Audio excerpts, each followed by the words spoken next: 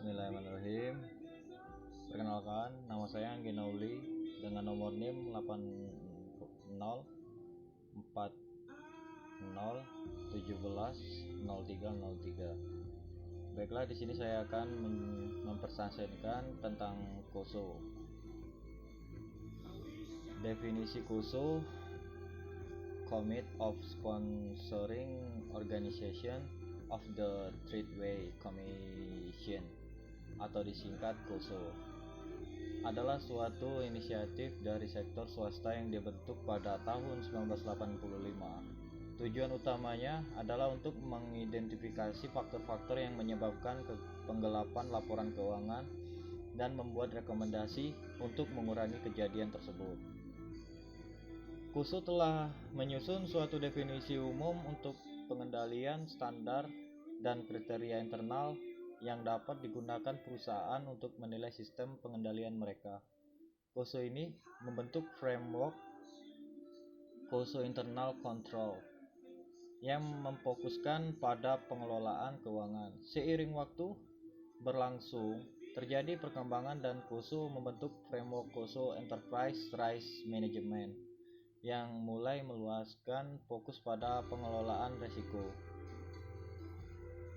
Sejarah terbentuknya KOSO sehubungan dengan maraknya kecurangan atau fraud yang disebut fraud keuangan dan praktik penyuapan perusahaan Amerika Serikat pada pejabat atau pegawai asing pada tahun 1970-an. SEC dan Kongres Amerika Serikat menerbitkan undang-undang yang dikenal dengan nama Foreign Corrupt Practice yang disingkat PCPA pada tahun 1977. Tujuan undang-undang tersebut adalah untuk memastikan 1. Perilaku bisnis yang wajar, 2. Akuntabilitas dan integritas di pemerintahan, 3. Distribusi sumber daya ekonomi berbasis efisiensi dan kesetaraan.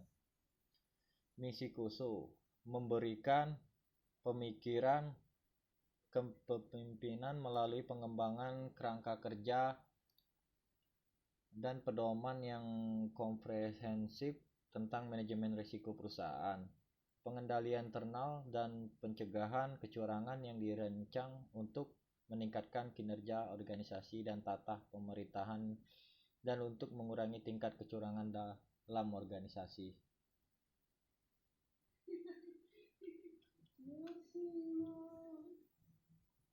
Visi KOSO menjadi pemikiran pemimpin yang diakui di pasar global pada pengembangan di bidang risiko dan pengendalian yang memungkinkan tata kelola organisasi yang baik dan pengurangan kecurangan. KOSO selanjutnya mengandung kantor akuntan besar Coopers and Lybrand untuk melakukan studi dan menerbitkan kerangka kerja pengendalian intern. Kerangka kerja KOSO Internal Control. Kerangka kerja yang dijelaskan adalah kerangka kerja KOSO Internal Control yang terbentuk sebelum terjadi pengembangan. Dalam kerangka kerja KOSO Internal Control ada 3 dimensi. Pertama ada komponen kontrol, kedua ada kontrol internal, dan ketiga unit atau aktivitas tersebut organisasi menghubungkan dengan kontrol internal. Implementasi framework KOSO Internal Control. Framework KOSO Internal Control ini sudah digunakan oleh banyak perusahaan. Contohnya adalah PT Immanuel AGP. Adalah perusahaan yang bergerak di bidang distribusi alat pemadam kebakaran dan alat keamanan lainnya. Di Indonesia, PT Sinar Fajar Baru melakukan kegiatan bisnis dengan membangun objek pembangunan sebagai produk dari kegiatan operasional, dan masih banyak perusahaan lagi. Kelebihan dan kekurangan KOSO. Pertama adalah kelebihan KOSO. Keuntungan KOSO: implementasi KOSO framework akan didapat oleh satu CEO atau CFO perusahaan Australia yang menerapkan SAIC dan mereka yang memerlukan standar Sarbanes-Oxley Test Section 302 dan 404. CEO atau CFO perusahaan Australia yang menjadi bagian SAIC dan mungkin memerlukan layanan kantor pusat untuk beberapa tes manajemen kunci dan auditor internal yang bekerja untuk organisasi di atasnya.